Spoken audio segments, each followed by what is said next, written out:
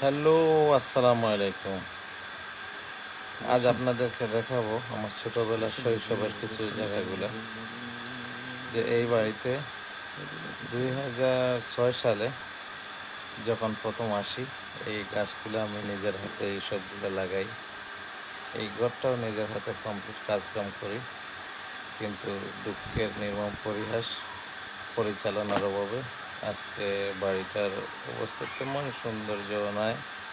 কারণ পরিষ্কার করার মতো কারো সময়ই নাই, সবাই ব্যস্ত।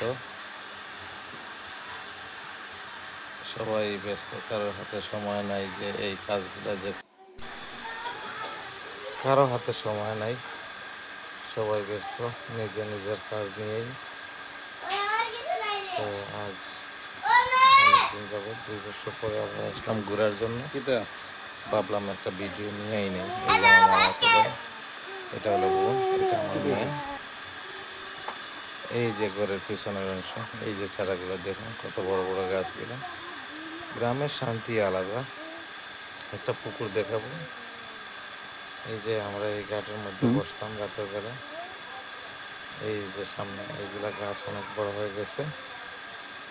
এই যে ঘাটের মধ্যে বসে বসে রাতের বেলা আমরা গরমের মধ্যে এখানে বসতাম পুকুর পাড়ে। এই পুকুরটাও কিন্তু অনেক লম্বা, এখানে কিন্তু প্রচুর মাছ। এটা কিন্তু অনেক লম্বা পুকুর। এই যে ভাবলাম আপনাদেরকে দেখাই আর নিজের স্মৃতি হিসাবে আমার কথা কইছো শুনো ভিডিওটা নিয়ে নেই। পায়ে কত না না, কখনো আসতে পারি, আবার নাও আসতে পারি, কিন্তু এইটা দেখে দেখে দিনও কাটাতে পারি। তো জানাবেন কেমন হলো ভিডিওটা।